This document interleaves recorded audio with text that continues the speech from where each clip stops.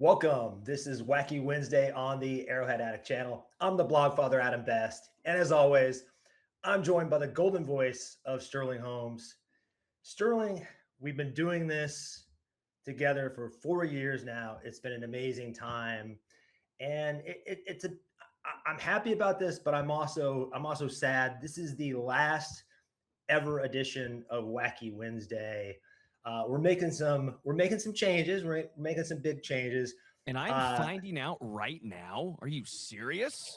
This is how I find out. How I dare know you, it's sir? it's a little cold. It's a little cold blooded. No, Sterling knew. No, Uh, my word versus yours. we'll see who the audience rolls with. We'll see who they roll with. Uh, so yeah. We're changing things up here at the channel. My schedule has gotten a little bit busier, so I'm moving to once a week. I will be every week on the OG Hour with Patrick Allen, the two of us doing that. And it took us a while to figure that out because we wanted to keep Verderam as part of the equation over there. Well, we're going to bring him out of the bullpen like the tornado he is for 20-minute segments. And I think that's going to work out great. And I'll still be on post games. I believe you will too. So we'll still get to do shows together, and that'll be great because I miss you, buddy. But I just have to say to you, like before we started the show together, I did not know you. I talked to you once on Zoom, and man, we hit the ground running. I'm very proud because I think we built the camaraderie very quickly, and you made it super easy for me, a rookie in the podcast game. And I set out to make this show like very curious, very experimental. I wanted to try a bunch of stuff out and do some things that weren't being done in Chiefs Kingdom. And no matter what I threw at you, you were always game. You always made us look good. So I appreciate you, man. I just wanted to start off the show by saying I really appreciate you. You're an absolute sweetheart. What a nice guy. I can't believe it's been 4 years. That's the crazy part. I was gonna be like, it's been like 6 months. Time I know flies when you're having fun, buddy. it flew by. I think when it started to slow down was this past year because our first 3 years together, it was like the Chiefs make the Super Bowl every year. Are we the reason? It For was a second hot and there, heavy, best. We came out hot and heavy. I thought it was us. And then we've got a great show today. Of course, with this being the final Wacky Wednesday, I wanted to lean on two of our favorite segments because, just for old time's sake. But there was one thing I wanted to hit up. I was listening to the Athletic Football Show today, and Derek Klassen, one of the hosts over there, they were ranking the offensive infrastructures around the quarterbacks in the AFC. And he ranked the Chiefs situation around Patrick Mahomes as the 11th best in the AFC. And I think this has been a recent trend where there has been sort of an erosion of faith in Andy Reid, at least in Andy Reid being a force multiplier in the way that Sean McVay is perceived to be, in the way that Kyle Shanahan is perceived to be. I think the national media is losing a little bit of faith that Andy Reid is actually someone who elevates the offense. And part of it too is just Travis Kelce isn't Travis Kelce, and this wide receiver core is limited. But that was startling to me. And Robert Mays had them sixth, so there was a little bit of disagreement there. But they're certainly, I don't think anybody thinks they're a top 4 or 5 situation in the AFC. And seeing them rank 11th, right where kind of like Cleveland and the Jets, and that was sort of eye opening to me. Wrong. Wrong? Just wrong. 11 is absurd. Like, I get the wide receiver room isn't great, and the wide receiver room is probably bottom 5 in the AFC. So, sure, I'll grant you if you're just saying wide receivers, I'm in. Just in the AFC, which is what this is, Travis Kelce is a top 5, top 3 tight end still in the AFC, right? It's Brock Bowers. Maybe if you want to throw Tyler Warren there, sure, but he's still top 5 at a minimum. Harold Fannon's coming, but yeah, you have a hard time naming 4 or 5 tight ends better in the AFC than Travis Kelce. I don't think you can do it. And then at running back, Kenneth Walker would be probably about a top 5, but around that 4 to 5 range. Obviously, Jonathan Taylor and Derrick Henry, and however you want to break the I'd put him above Ashton H-N, Gentry. H-N. I'd probably H-Chan, but I'd probably say he's around fifth, maybe in the AFC.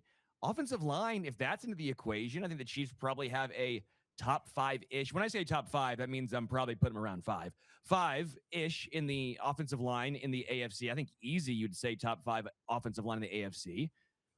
Andy Reid, I don't care what your thoughts are, still top five at a minimum offensive mind in the AFC. I I don't get how they get 11th. I think that's absurd. I think Well, if you one would have said, yeah, like sixth, I'd say, yeah, sixth probably tracks. Sixth makes sense without Patrick, right? What's the infrastructure look like? 11th seems like that's a guy who wants clicks.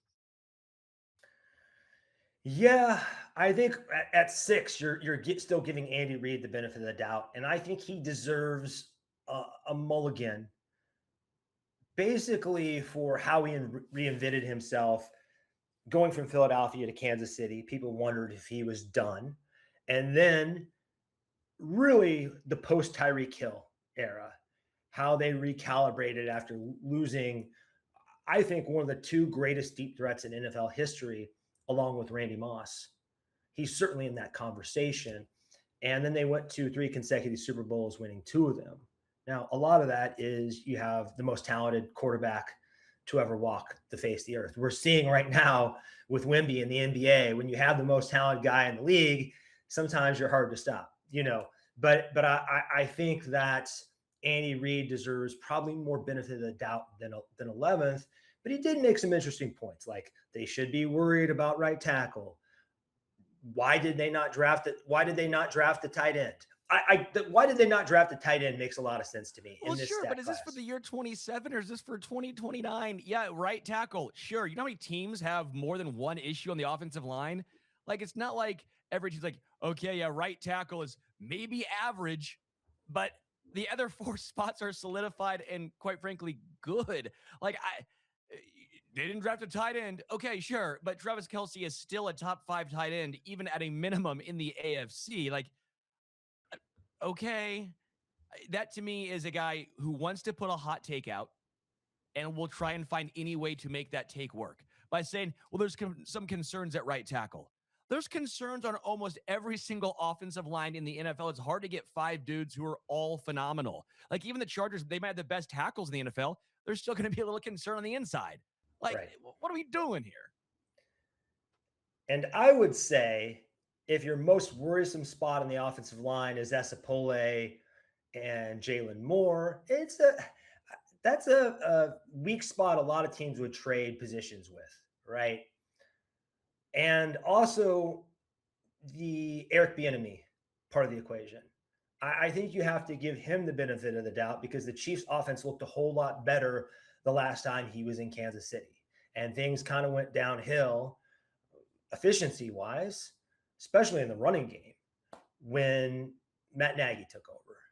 So I think it's a little alarmist, but it's just interesting that I think even the people that are giving Andy Reid the benefit of the doubt no longer are lumping him in with Shanahan and McVay. And hopefully Andy Reid will be motivated to show that he can still do it. And I think he can. I think he can. I don't think this is a Pete Carroll situation where the game has passed him by. I know Pete Carroll looks young and acts young, but I think mentally he's not someone who was super adaptable. And Andy Reid has shown the ability to be adaptable throughout his entire career. So my fingers are crossed that they kind of shake things up and turn the page. I do think one thing that's happened to the Chiefs is they were really a good fit for the league meta, and they kind of had things solved, and the league really shifted in a different direction pretty rapidly. And it's kind of like caught the Chiefs off guard because they've had these deep runs where they weren't able to really properly recalibrate. When you're going to the Super Bowl every year, you don't get to go coach shopping because most of the good coaches are off the market. You don't get as long to do draft prep, right? You're picking late every year. And also there's if it ain't broke, don't fix it. It really is hard to kind of pull the plug on what you're doing after you just made 3 Super Bowls. I don't care how badly you got blown out in the last one. It just probably didn't make sense. But now, like, let's see what they look like when they have a full off season to recover, to recuperate and recalibrate. I think they're going to look a lot different. Agreed. All right. It is time for our favorite segment. I think the first episode we ever did, one of our two favorite segments, we did Hot Take Kingdom, and the first Hot Take Kingdom ever was Chris Jones is a top 7 defensive player. I think that aged pretty well. I had some that were spectacularly bad. I had some that were spectacularly good, and many in the middle. But I think the entire point of this was to kind of do some deep thinking and have some fun with it. So this week's Hot Take Kingdom is long-term, the Chiefs and Chiefs Kingdom will benefit from one down season where they missed the playoffs. Welcome to the kingdom.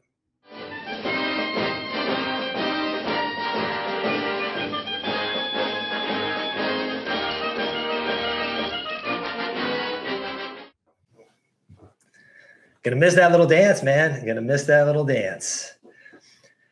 This is really just going to be a free-flowing conversation. I think that when you make 5 Super Bowls in 6 years, it's hard to have that eye of the tiger, right? It really is. So from the franchise perspective, they had a lot of earned arrogance, but also I think there's always danger in thinking you have anything in life figured out. And if you were the Chiefs, it would be hard not to kind of feel that way, right? I think from a fan base perspective, we were so spoiled that I think a little bit of a wake-up call is good for us. You know, tasting being down again will make us appreciate the good to the degree you feel your sorrow, to the degree you feel your joy, kind of thing. That whole pendulum of emotions. So this is just pretty simple. I think a down year could be a blessing in disguise. They play more games than anybody in the last 10 years by far. That's another factor. So I just wanted to hear your take on this. Well, yeah, and the answer is obviously yes. This is a good thing. No one makes me bleed my own blood. Nobody. And that's what Patrick is going to come out and do to the rest of the NFL. No, I think there is a case of, I don't think arrogance is the right word, but when you do go to 3 straight Super Bowls, it's hard to adjust. Even when you get blown out, it's still, yeah, well, we made 3 straight. It can't be that bad, right, guys? And then it was that bad, guys. It was abysmal. So this was an overhaul. They moved a lot of the coaching staff pieces, right? This was a pretty big overhaul, not just Nagy back to Bieniemy, but O'Shea is in, DeMarco Murray is in. Like, there is some shifts overall, which I think can behoove this team. They overhauled the running back room because they were piecing it together with UDFAs and 7th rounders and 80-year-olds, and they thought, hey, maybe it works because it's worked before us before. Well, until it doesn't. And so the defensive line, to the same thing, it was, no, we want edge setters. We want the Mike Danas and the Charles Minahus of the world. Well, that works until it doesn't. And so they went out and got R. Mason Thomas, and drafted Peter Woods and I think even the year prior, Omar Norman Lott, trying to get some more pass rush juice. But also, hey, the Derek Notties and Mike Pinnells, those work, right, guys? Keep running it back. Well, until it doesn't. So they went out and got an actual big time run stuffer in Kyrus Tonga. I think overall, there's a lot of overhaul that needed to happen, and that made them have it happen. It's a good thing. Obviously, you get a top 10 draft pick. They still traded up to get higher, and they bring in Mansour Delane. Yes. To me, the answer is yes. Like I'm sprinting into the kingdom on this one. I don't know if this is a hot take. This is like a lukewarm take. This is wow, that water's cold take. Like, can you turn the heater on this hot? Like, this isn't even a hot tub. It's a cold tub. It's a cold plunge because I'm all the way in. I guess what I'm saying is it's better that they missed the playoffs and totally bottomed out rather than limping in. And I don't really want to see Patrick Mahomes lose in the wild card game, get blown out in the wild card game like Tom Brady did. Shots fired. Yeah, I think we're going to look back and they don't really do this anymore, but they used to when they would have, I guess they did for a movie Patrick Allen mentioned on the OG Hour, which is airing tomorrow, The Hateful Eight, they had an intermission. When they used to have 3-hour movies, they would have an intermission where people could go outside and stretch their legs and smoke for 15 or 20 minutes and go to the concession stand. And I think the Chiefs were just in dire need of an intermission halfway through the Mahomes era, because just the level of postseason success that they've had, it's unprecedented. So we can smoke in the house? Is that what you're saying? You could in the house. You could back then. You could back then. But yeah, even the Patriots did not start off this hot, did not have this many deep season runs in a row. So I just think it all added up. And I'm hoping that, man, we really need Mansour Delane to hit big. I think the same for Peter Woods. It'll be interesting to see what the Chiefs do as the arms race around them continues to get more aggressive. I know they've taken the long view and have been really, really patient.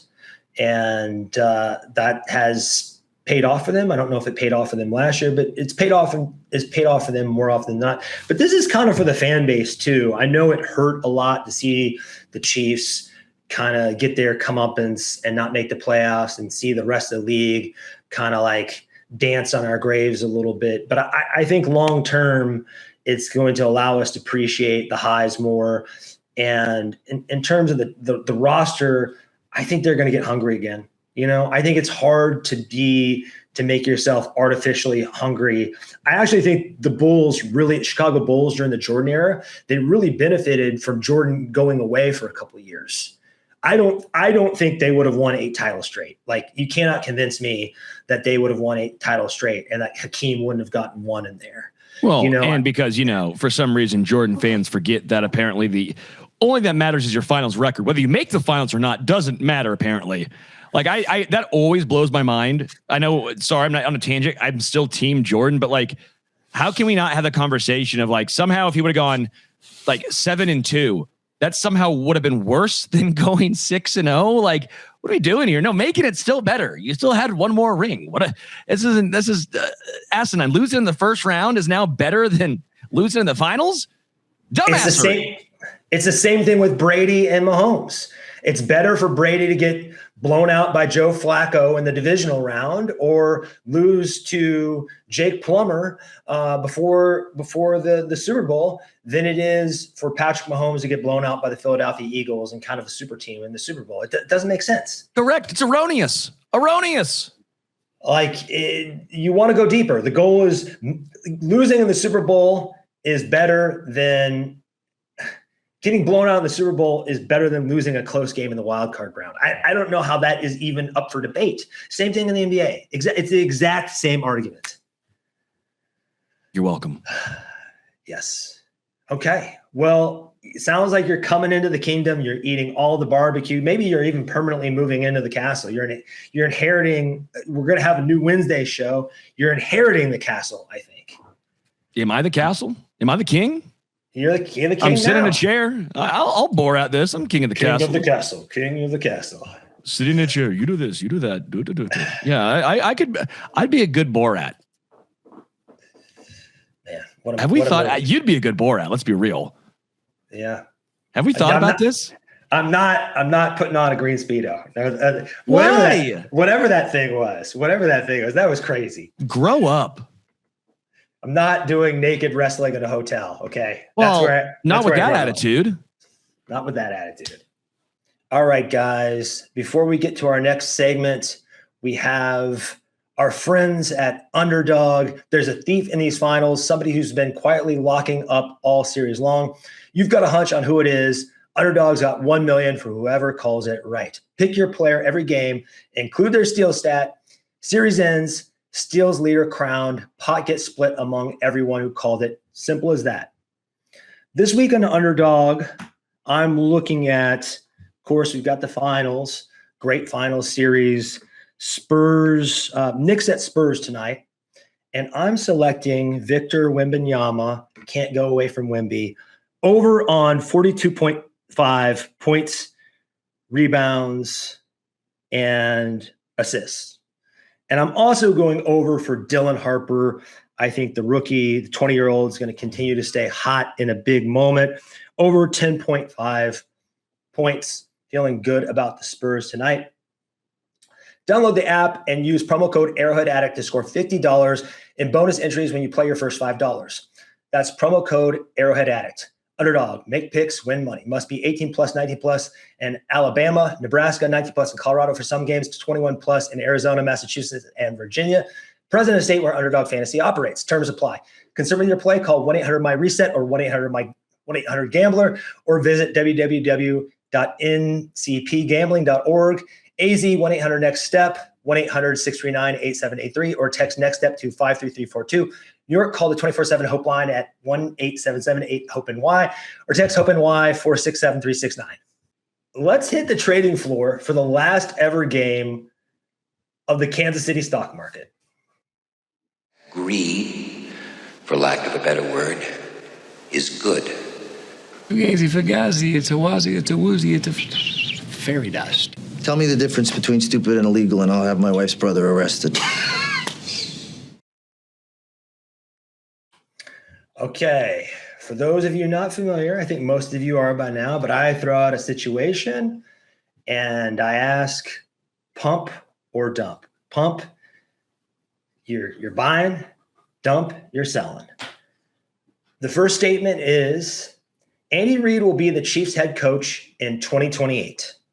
Pump or dump? Oh, that's a good one. Because 27, I was like, yeah, he's the guy. 28, now we're getting feisty. Now we're getting tough. How old will he be then? Because he should be 70, I think. Is it 70 or 71? He will be 70 years old 2 years from now. Yeah, 70. That's really kind of, I feel like once you hit 70, all bets are off for NFL coaches, right? Slight pump. Slight pump. It's a slight pump. Yeah, I think 60-40. 65-35. Like, I think probably 60-40. I think he'll still be coaching then. Because he doesn't seem like a guy who just wants to retire and go fish. Like, I don't see him being like, yeah, I'm going to be a big golfer. I'm going to do a lot of puzzles and shuffleboard. No, I don't believe that. I see him wanting to really coach as long as he possibly can. Like, if you told me that he ended up leaving the NFL and was like a high school coach until he was like 88, I'd be like, yeah, that totally seems like Andy Reid. I would buy it. I'll say pump. Nobody's really talked about this because he just is such a coaching addict, but I bet he has some lucrative TV offers waiting for him. You know, kind of that Bill Cowher type role in the studio. Andy Reid would be amazing at that. So I don't think he has to like walk away from football. I kind of think I'm a pump, but it's like you. It's a near coin flip. I sort of think that he's been holding on to ride this thing out with Travis and Chris and the Spags. And once they start to walk away, I think he will look at the situation and say the second half of this quarterback's career needs an architect who can see the entire thing through. That's kind of my hope. That would be my hope. I know it would be hard to let go of Mahomes, but I think at some point, we've even seen it with Mike Tomlin. At some point, you just kind of like you lose the room a little bit. Yeah, that's come on. Tomlin hadn't won a Super Bowl since I was a high schooler. That wasn't that long ago. So what year was that? Was okay. he also got stuck in quarterback purgatory, kind of his own making because he refused to bottom out. But I mean, the same thing happened with, and I know they didn't win Super Bowls. The same thing happened in Baltimore. I mean, generally, even Phil Jackson left the Lakers and the Bulls. You know, nothing really lasts forever. Every once in a while, you get a Jerry Sloan who seems like he's never going to leave. But I don't know. It's a real coin flip. I think he's the longest tenured coach in the NFL by far at this point. Yeah, because Pete Carroll got canned a while ago, and after Tomlin, because Tomlin was the longest tenured. Oh, at one stop, you mean? I get what you're saying. Yeah, one stop. I thought he's made NFL tenure. No, one stop. So, all right. Next up, Jamaal Charles eventually will get into the Pro Football Hall of Fame. Pump or dump? What I want versus what I think is going to happen is two different things. I want it to be pumped so bad. The answer is dump. I don't think he gets in. My frustration with it is twofold, because baseball's so analytical now, and that helps a lot of like these guys. If Jamaal was a baseball player, he'd be in because of his yards per carry, his efficiency, all of that stuff. But the NFL, archaic's probably not the right word, but it is more counting stats. It's very much counting stats, right? It's very much longevity. Like Omar Vizquel, if he would have been in the NFL, for example, that's a Hall of Famer because he played 22 years, right? Like that. I think there is a lot of that. That's why I think Frank Gore has a much better chance than Jamaal Charles. And I don't think it's particularly close. Like, if for me, I'd probably put both in, because there is some sense of longevity deserves credit in the NFL. It's so hard to be that good for that long, and at least even make an NFL roster that many times is crazy. But Jamaal was so efficient, and whether it's good teams or bad, it makes it more impressive. He was a 2-time first-team All-Pro, comeback player of the year almost once. He got third. All-Pro, second team once. I get it. The longevity isn't there, but those, 5 years, he was just insane. That's basically what you're looking at, though, is 5 years only.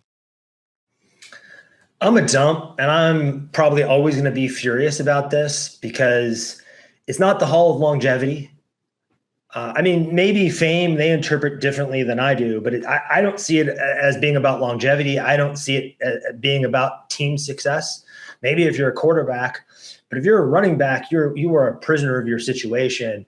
And I respect Frank Gore, but if you take prime Frank Gore and prime Jamaal Charles, and the team that has Frank Gore calls up the team that has Jamaal Charles and wants to do a trade, that phone gets hung up in 2 seconds. It's not even close. It is not even remotely close. The only pushback I give, and I agree, you can say that about a lot of guys, like prime Arian Foster or prime David Johnson Jr. versus Frank Gore, right? In like a 1-year sample size. Well, you're probably going Arian Foster or David Johnson Jr., honestly.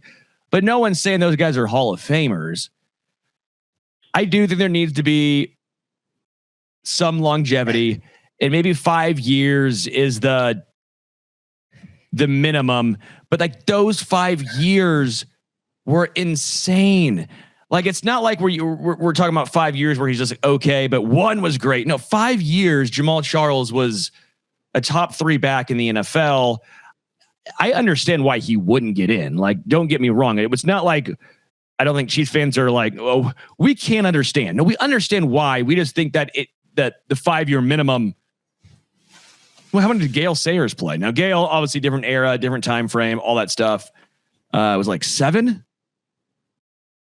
Terrell Davis did not play that long either. And I know the Broncos had more team success. I get it. I totally get it. Now, see, Gale Sayers, again, different. Gale Sayers played 7 years, but only 5. The last 2 years, he had 2 games and 2 games. So if you're looking at the same thing as Jamaal, that's a 5-year period. Now, for Gale Sayers, he was a first-team All-Pro all 5 years, right? But there is a precedent being set for only looking at a 5-year time frame and saying that guy's a Hall of Famer. Now, again, Gale Sayers, first-team All-Pro all 5 years. Like, I'm not trying to say Jamaal is Gale Sayers, but the point I'm making here is there's been a precedent set that if you have a phenomenal 5-year stretch, that is good enough to get you into the Hall. Jamaal Charles did have a great 5-year stretch. Now, is that good enough to get him in the Hall? For me, if you are top 3 in your position for 5 years and you are the best at your position for at least one of those years, you're in. You're in. And it bugs me that something like your team not being good is something that is going to hurt your case. And Adrian Peterson was obviously more famous. I think that is something that hurts his case. I'm not saying he's better than Adrian Peterson every single year, but one of those years he was. And if you look at things like yards over expected, all the efficiency metrics, really anything you want to, rushing or receiving, he is the most efficient running back of the 21st century. End of story. There's not really an argument analytically that anybody is better than Jamaal Charles. And I just think it is a crime against football not to recognize this guy with a gold jacket and a bust, because he was a special player. And I can't imagine what he would have been like if he would have been on a perennial powerhouse. I mean, he would have broken records, and also just like stayed a little bit healthier. Yeah, agreed. We're going to keep making the case. It does not get any easier, because the next statement is Chris Jones is the greatest defensive player in Chiefs franchise history. Pump or dump? Dump. I'm still going Derek Thomas, and it's kind of for the reason Jamaal shouldn't be held accountable for bad teams. I can't hold Derek Thomas liable for not playing on a better team. Chris Jones is the closer on Super Bowl teams. I'm not arguing that point, but could Derek Thomas have been a closer on a Super Bowl team? We don't know. We wouldn't find out. Like, if you're telling me if they switched eras and teams, you're telling me Derek Thomas wouldn't be putting up numbers? Like, I think he would. I know I'm maybe biased or blinded by the greatness that was Derek Thomas on sometimes not great teams. I'm still leaning Derek Thomas. It's just, I love Chris Jones. This is not a knock on Chris. This is not a knock on CJ95 at all, but I still think it's Derek Thomas. I'm a pump. And apologies to Buck Buchanan and all those guys, Willie Lanier, Bobby Bell, Emmett Thomas. Those guys played together on a stacked defense. And that's part of my argument with Derek Thomas. Yeah, he didn't play with Patrick Mahomes, but he did play with Neil Smith. He did play with James Hasty and Dale Carter. He played with some really, really great defenses, some defenses that were like top of the league. And I think, to me, it's not even a conversation between Derek and Chris, who was surrounded by more defensive players, more defensive talent. I think Chris has been more of the sun that everything revolves around than Derek was. I think offensive coordinators have to game plan for Chris even more than they did Derek. He gets double teamed more than Derek. He has more versatility. He can play inside and outside. And I just think, like, it's a tough thing, but I also don't want to punish Chris Jones for being the second best player on a dynasty. And I second most important, I love Travis Kelce. He is one of my favorite athletes of all time. Like, I will cry the day he retires, but Chris Jones is just, there are very few humans like Chris Jones. There are very few players in NFL history like Chris Jones.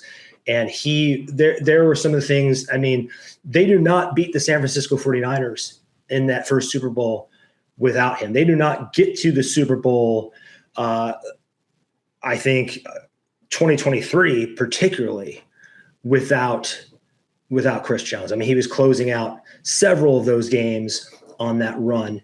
Really splitting hairs here, and I feel like I'm picking between my firstborn and Derek and my secondborn and Chris, because they're both so good.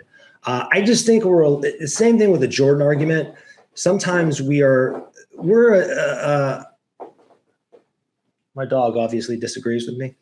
She's a Derek fan, and I don't blame her. Like I love Derek too. Smart dog. People get mad, but we are a little addicted to nostalgia in our society, and I think that's why when you try to have the LeBron conversation, and I'm like on the fence on that one, but I do think like people err on the side of stuff in the past is always better, right?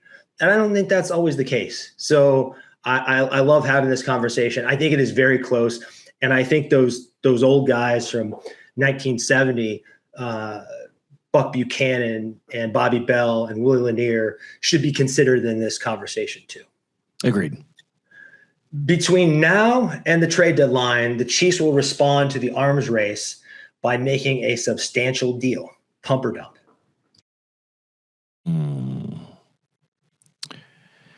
I think the answer is dump. It doesn't feel like something the Chiefs typically do. They normally, if it's trade deadline time frame, end season, they're minor deals. And I don't see a major deal coming in. Like, what would be considered a major deal? Cam Jordan wouldn't be considered a major deal. I'm not counting that. I'm not counting Keenan Allen as a major deal. I don't think there's like a Diggs. Diggs, I guess. I guess I count Diggs. I don't know if I could count Deebo Samuel at this point in his career, what he's done recently as a major. Like, Kayshon Boutte, no. Like that's like a mid-major deal. That's like a Dayton deal. It's like a Richmond Spiders move. That's like a VCU. That's a great mid-major. It's a great mid-major, but it's not quite, we're not there yet. Yeah, I don't know if there's a free agent right now out there that's really moving the needle. So it'd have to be a trade, and I don't see that transpiring. And so for that reason, I will dump. I'm a dump too. I really want them to get a little bit more aggressive. I don't think that Myles Garrett or AJ Brown were fits. So I'm not upset about that. But I think they're fits in the sense of I think they would have made this team better. Yes, I think they'd be a fit on paper. Well, they're a fit on paper, but the Chiefs have to afford them. The Chiefs tend to not like bringing on players that are stars that are older than 25 or 26. They like to get these guys young. So I'm a big AJ Brown guy. Of course, everybody loves Myles Garrett, and seeing Myles Garrett play next to Chris Jones would have been one of the most fun things ever. I mean, if you miss Derek Thomas and Neil Smith, this would be that probably even amplified. No offense to Neil Smith, but I think Myles Garrett's a little better than even old Neil. Yeah, I'm a dump. I think they are going to tinker. I think they might make like a 6 out of 10 free agent splash. I think they might do some kind of trade during the regular season, but I just don't think they're going to have this seismic, AJ Brown, Myles Garrett, all pro import that's going to dramatically alter the hierarchy of the AFC. I just don't. Brett Veach is too patient, right? And I think that they are going to kind of like see this thing through with the new defense. And last year, Travis, probably the last year of Rashee Rice. So we are in agreement here. Last up, the Chiefs will win 3 or more Super Bowls with Patrick Mahomes before it's all said and done. Pump or dump? Over under is 2.5. Yeah, that's tough. That's really tough. I want to say pump so bad. I feel like the odds are not in the Chiefs' favor. If it was 2, you'd be pumping. I think so. I mean, 2 is a lot. 2 is a lot of. I mean, like even 2, 5 rings in like 17-year career or something like that. Like, that's crazy. Like, but he's gone to 5 Super Bowls in 8 years, so he can't get in the next 10 or 12. He can't get to 4 or 5 more and win 2 of those. No, I don't. I don't argue it. Can he? because there's also going to be so much change. Can he do it without Andy Reid? Can he do it without Travis Kelce and Chris Jones? Can he do it with an entire new shift? I mean, we're getting close to that shift coming soon. A lot of this is on Brett Veach too, right? And Agreed. Who the successor is, because as much as we all love Andy Reid and Steve Spagnuolo, I mean, you know, a change in coaching staff could be. Patrick Mahomes has really struggled with the deep ball the last 4 years. He is 31st in touchdowns over 20 plus yards. Here's what it comes down to, too. So maybe someone helps unlock that, you know? Josh Allen's the second best quarterback in the NFL. He has 0 rings. It's hard to win a Super Bowl no matter how good of a quarterback you are, right? That's what it comes down to. I mean, sure, Sam Darnold won 1, but everything had to somewhat go right for Seattle. But that's a case against Mahomes winning more, because suddenly, unlike 4 or 5 years ago where you had to have a great quarterback, now suddenly you can win with Sam Darnold again and Jalen Hurts again. That's my point. The whole point I'm making is it's hard to win a Super Bowl, let alone multiple, and the Chiefs with Patrick have already won 3. I'll say pump because I'm not soft. Right. There you go. Beat that chest. Mama didn't raise no. But I think it's gonna be very hard, but I want to believe. So because I want to believe, and for the last stock market, I'm pumping hard pump. Pumping hard. I'm pumping my heart out. That's what I'm doing. I am all in on this. It would be easy to say, history, you know, he's not going to have Travis and Chris and everything you said, but also 8 years, 5 Super Bowls, won 3 of them. If we just bet on even the same trajectory, slowing down a little bit, but not too much, I don't know. I just believe in 15. I always have. I always will. I think he is going to come back from this injury super motivated. I remember, you know, players like this. I remember when Kobe Bryant lost Shaq, it made him more motivated. I think it's going to make Patrick. I think a lot of people, when Travis retires and Chris retires, they're going to be saying, "Well, Tyreek Hill, Travis Kelce, Chris Jones, blah, Andy Reid, blah blah blah blah blah." He's going to be really motivated to show that yes, all those guys were huge parts of the dynasty, but 15 was always the straw that stirred the drink. And I think that's true. I've always believed that. I think Patrick Mahomes has won Super Bowls in suboptimal situations already. And I know that those guys are great, but the Chiefs have been a little top heavy at times. So it's not out of the realm of possibility when you take Chris Jones's big contract off the books and Travis Kelce off the books, and you kind of start over with a younger team, that they might not have a more well-rounded team than they've had in the past. I think that is within the realm of possibilities. Well, that is all we've got from the final Wacky Wednesday. If you dig Arrowhead Addict, here's how you can help our community grow. Subscribe here on YouTube. That way you never miss a show. Again, I will be moving to the OG Hour every Thursday with Patrick Allen. So check me out there. I believe, Sterling, you're still going to be on your regular days. We have other shows forthcoming that we are going to announce. If you are an audio listener on either Spotify or Apple, please consider leaving us a 5-star review. That allows us to keep bringing a bigger and better show to you guys. And lastly, check out the mothership, arrowheadaddict.com. Matt Connor and the gang always do their thing over there. That's all we've got. Thank you guys so much for supporting Wacky Wednesday. It's been a blast. Go Chiefs.